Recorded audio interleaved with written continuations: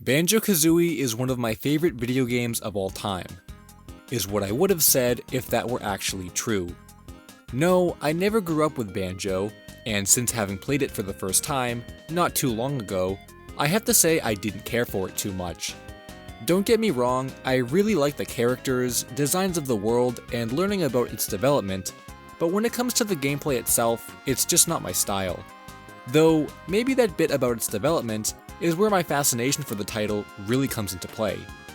Banjo-Kazooie is one of those Nintendo games that existed in the late 90s, early 2000s bubble, along with Mario 64, Ocarina of Time, and even Earthbound 64, which fascinate people to this day.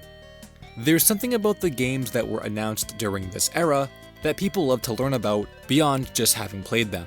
And while I don't see as much discussion about the Banjo games compared to Nintendo's bigger titles, that doesn't mean there's nothing to explore when it comes to the Bear and Bird.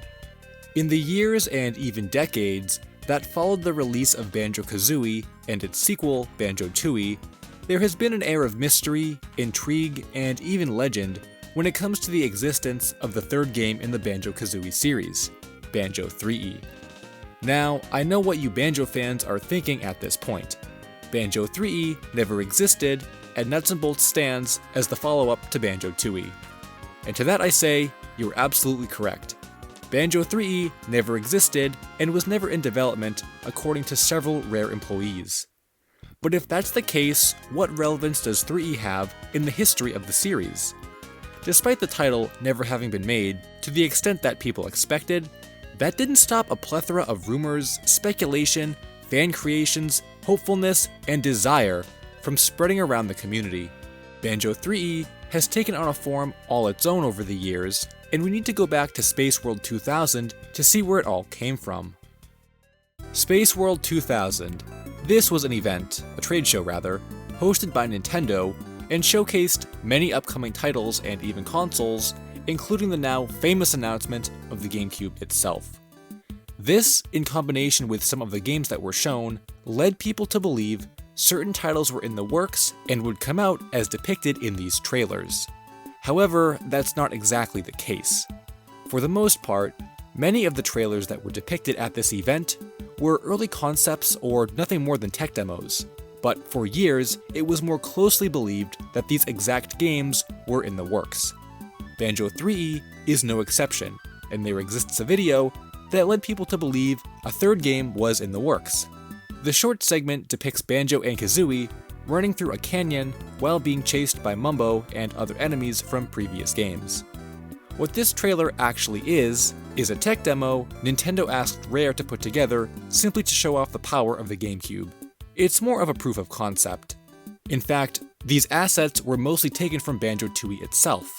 However, this was the first piece to suggest Banjo-Threeie was in development, and it became a talking point that Rare was taking the franchise to newer hardware as fans would have expected back then.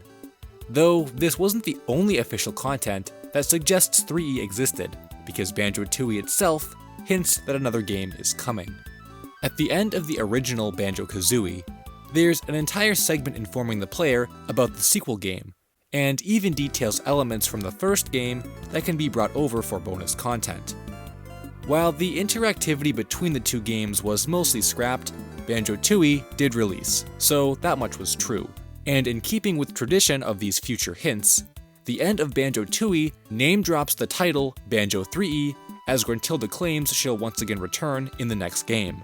Back then, people took this to heart, as why wouldn't they believe it to be true? Banjo was a popular series, and one that fans were really dedicated to. It pretty much defined Rare back in the day, and for all the years I've been hearing about Banjo-Threeie rumors, I actually had no idea the game was spoken in the canon of another Banjo game, which is really how this urban legend became ingrained in early internet culture. This becomes very apparent if you travel back through Rare's old website and check out what fans had to say about Banjo-Threeie when asked for their feedback on various aspects of Rare projects. It's clear there is an overwhelming demand for the game, and it even got to the point where Rare themselves made a statement at how many requests they get for Banjo-Threeie.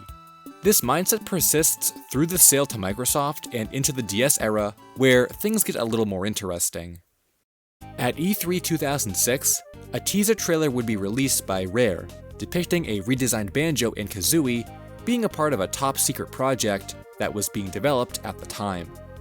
The trailer gets into no details, but shows Spiral Mountain at the very end, which led fans to once again believe this was the true incarnation of Banjo-Threeie that had been expected years prior. However, that wasn't the game this trailer preceded, as it would eventually become Nuts and Bolts, which still receives mixed reviews from fans and critics today. However, Nuts and Bolts was the final iteration of many different design concepts, with one of the more well-known earlier ideas being that of Banjo X. Banjo X was supposed to be a remake of the first game with new mechanics. However, it was scrapped and very few pieces of its development have resurfaced. Either way, none of these projects are what the fans envisioned Banjo-Threeie to be, and in more recent times, we haven't even heard about new Banjo content outside of his addition to Smash Bros. It might be for the dedicated fanbase or rumors that simply won't die, but Banjo-Threeie lives on even to this day. There's a rather famous image that gets passed around depicting a fan-made box art from the game. Though, despite how unofficial it might appear, this has become rather synonymous with Banjo-Threeie itself.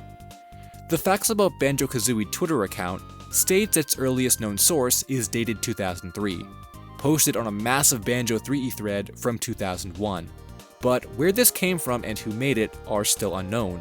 I did discover that the images used were taken from Rare's old website, as they had official artwork available to download, and needless to say for its history, this has certainly become iconic. With Banjo's latest release on the Switch Online service, and with him appearing in Smash, there's a chance the Baron Bird could return one day. Whether or not it's in any form close to the original formula, or what fans wanted out of a Banjo-Threeie, remains to be seen. But one thing's for sure, its legend will live on through gaming history. Hey guys, I hope you enjoyed the video. Be sure to check out some of my other game-related Lost Media videos. Thanks for watching, and until next time, Finn.